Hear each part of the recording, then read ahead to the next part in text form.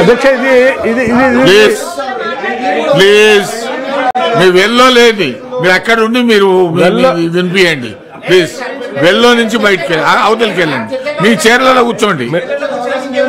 అదే చైర్లో కూర్చొని చెప్పు అయ్యా, మీరు ప్రొటెస్ట్ ఏదో చైర్లో కూర్చొని చెప్పు. మాతా మధు గారు, శ్రీనివాస్ రెడ్డి గారు, మీరు అరుస్తుంటే నాకు దగ్గు వస్తుంది, దయచేసి అక్కడ వెల్లో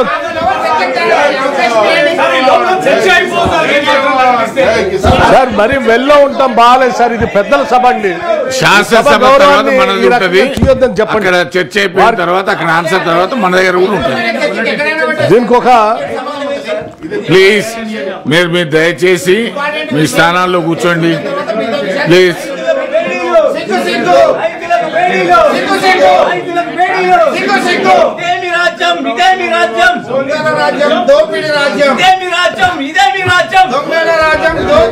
అట్లా అనకండి, ఎందుకంటే రాజ్యం నడిపేది మనం అందరం కలిసి, మనం అందరం దొంగలం అవుతాం. ఎందుకు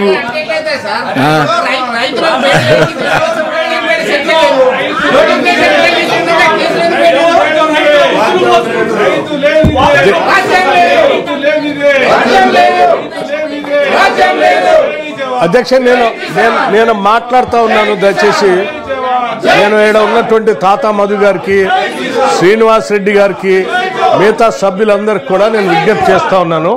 ఇది పెద్దల సభ, హౌస్ ఆఫ్ ఎల్డర్స్. ఈ సభలో ఉన్నటువంటి వాళ్ళు కొంత గౌరవ మర్యాదలు పాటించాల్సిన అవసరం ఉంది. సభా సాంప్రదాయాలని మర్యాదలు కూడా పాటించాల్సి ఉంది.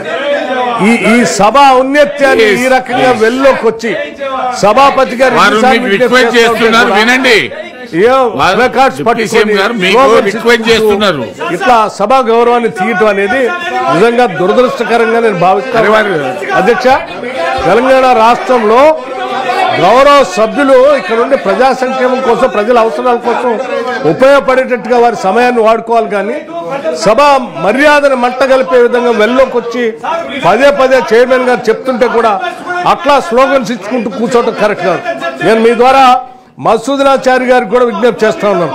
వారు సభాపతిగా గతంలో శాసనసభలో పనిచేశారు, వారికి కూడా తెలుసు. వారి హయాంలోనే రూల్స్ బుక్ కూడా తయారు చేశారు.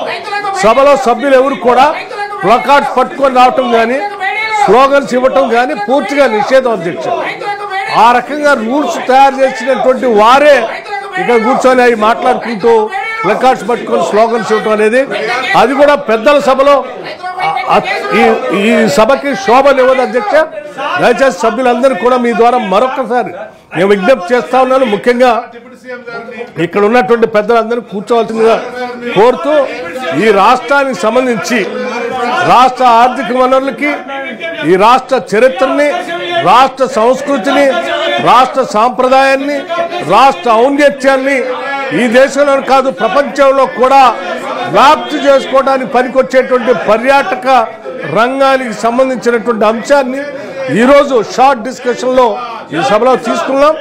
అధ్యక్ష, ఇది పర్యాటక రంగం అంటే కేవలం ఏదో వినోదం కోసం కూడా చేసేది కాదు.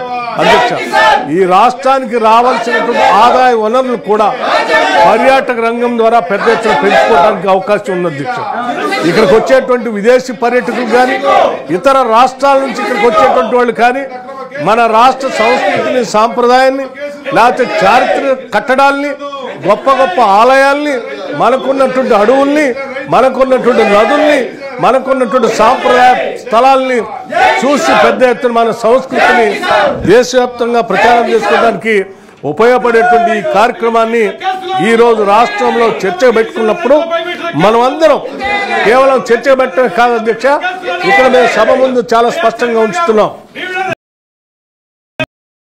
పెద్దలుగా, సభ్యులుగా ఈ టూరిజం పైన మీ అమూల్యమైనటువంటి సలహాల్ని, సూచనలు ఇచ్చినట్లయితే తప్పనిసరిగా ఇవన్నీ రాష్ట్ర ప్రయోజనాలకు ఉపయోగపడతాయనేటువంటి ఆలోచనతో సభలో ఈ టూరిజానికి సంబంధించినటువంటి షార్ట్ డిస్కషన్ని ఇందులో పెట్టడం జరిగింది. అధ్యక్ష, గౌరవ సభ్యులంతా కూడా నిజంగా రాష్ట్ర ప్రయోజనాలపైన ఏమాత్రం ప్రేమ ఉన్నా, ఈ రాష్ట్రంలో ఉన్నటువంటి నిరుద్యోగ యువతి యువకులకి పర్యాటక రంగం ద్వారా కూడా ఉద్యోగ అవకాశాలు ఇవ్వడానికి అవకాశం ఉన్నదాన్ని అందిపుచ్చుకొని వాళ్ళకి ఇవ్వాలనే ఆలోచన ఉన్నా, లేకపోతే ఈ రాష్ట్ర సంస్కృతిని సాంప్రదాయాన్ని తెలంగాణ ఔన్నత్యాన్ని ప్రపంచవ్యాప్తంగా ప్రచారం చేసుకోవాలనేటువంటి భావం ఉన్నా దయచేసి వారందరూ దీంట్లో పాల్గొని వారు చెప్పవలసిందిగా నేను కోరుతా ఉన్నాను.